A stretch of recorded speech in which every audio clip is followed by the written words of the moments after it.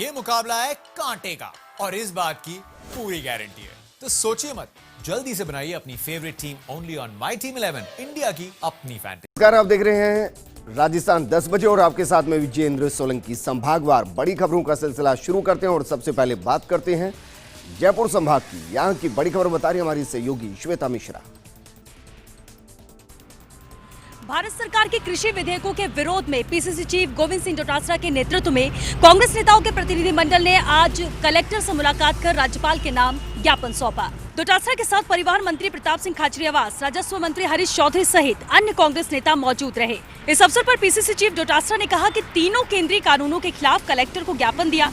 तीनों कानून किसान विरोधी हैं। ये किसानों की जमीन पर पूंजीपतियों के कब्जा करवाने का षड्यंत्र है। राजस्व मंत्री हरीश चौधरी ने कहा कि केंद्र सरकार की सोच शहर और कॉर्पोरेट को मजबूत करने की है। भारत में किसान को 15,000 रुपए से कम सब्सिडी मिलती है। अमेरिका में हर किसान को 44 लाख रुपए की सब्सिडी मिलती है। हम अंतिम दम तक लड़ेंगे। परिवहन मंत्री प्रताप सिंह खाचरियावास ने कहा कि केंद्र सरकार तानाशाही पर उतर आई है। 3 बिलों के खिलाफ किसान सड़कों पर आ गया है। किसान किसी की गुलामी बर्दाश्त नहीं करेगा। मंत्री प्रताप सिंह खाचरियावास ने कहा कि जुल्म और आतंक के जोर पर आप बिल पास करवा सकते हैं, लेकिन आप किसान का दिल नहीं जीत सकते। राज्य सरकार ने कोरोना संक्रमण के चलते राजधानी जयपुर सहित 11 जिला मुख्यालयों पर धारा 144 लगा रखी है, जिसमें नियमानुसार 5 से अधिक व्यक्ति एक जगह इकट्ठे नहीं हो सकते। लेकिन जयपुर कलेक्ट्रेट में ज्ञापन देने के समय इसका उल्लंघन साफ नजर आया। ज्ञापन देने वालों में तीनों मंत्रियों सहित विधायक कृष्णा पुनिया, पुष्पेंद्र भारद्वाज, मुमताज मसीह, मनोज मुदगल सहित अन्य कांग्रेसी नेता मौजूद रहे। और अब रुक करते हैं कोटा संभाग का। यहां की बड़ी खबर बता रहे हमारे सहयोगी भवर एस-4। केंद्र की मोदी सरकार की तरफ से आज ही कई कृषि जिन्सों के न्यूनतम समर्थन मूल्य में की गई बढ़ोतरी, लेकिन इससे पहले सरकार द्वारा किसानों को लेकर लाए गए बिलों का लगातार विरोध जारी है। कोटा में आज बिल के विरोध में कई संगठन सड़कों पर उतरे, लेकिन साथ ही यहां पर व्यापारियों ने भी किसानों का समर्थन कर दिया है।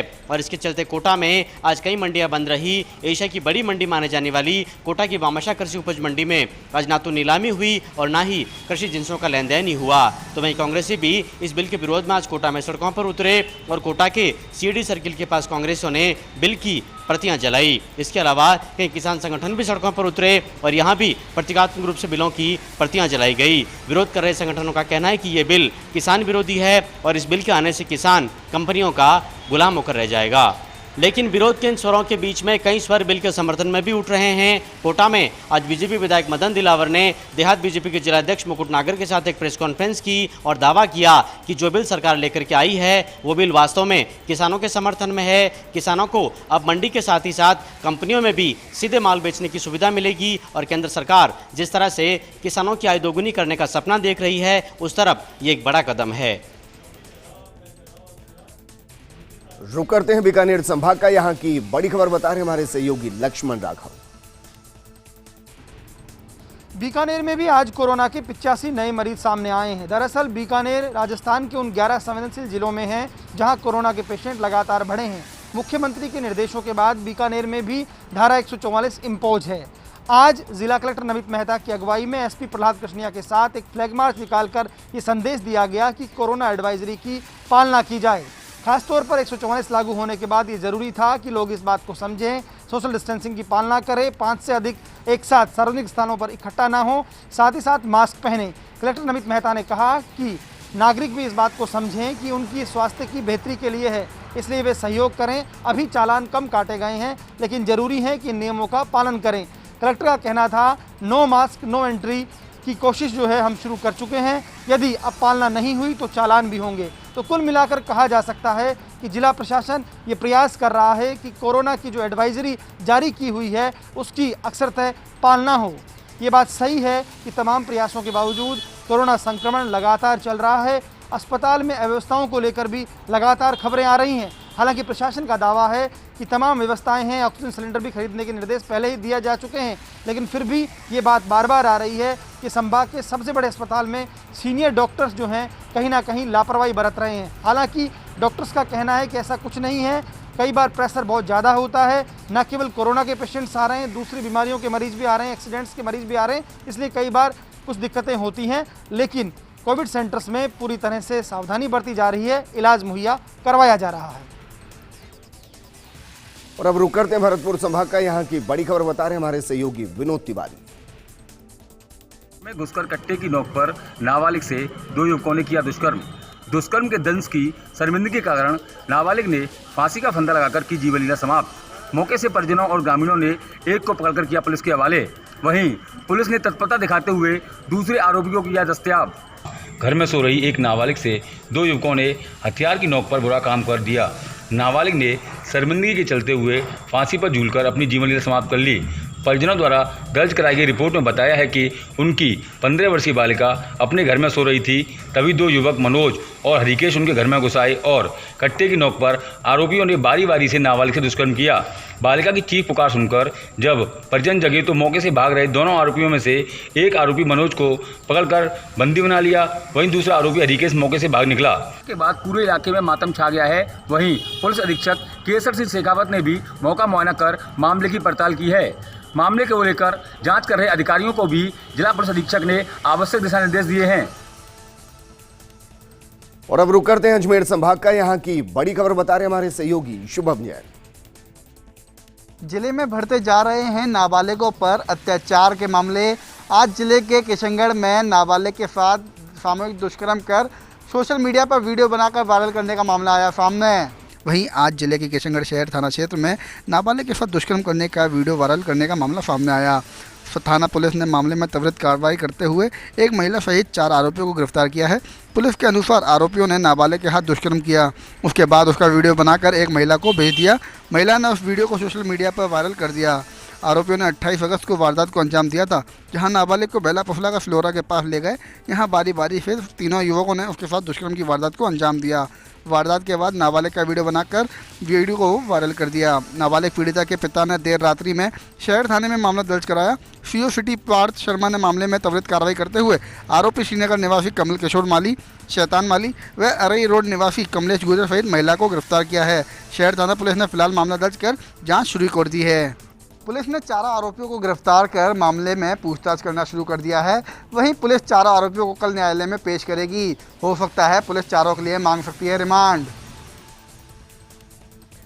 और अब रुक करते हैं उदयपुर संभाग का, यहाँ की बड़ी खबर बता रहे हैं हमारे सहयोगी रवि शर्मा।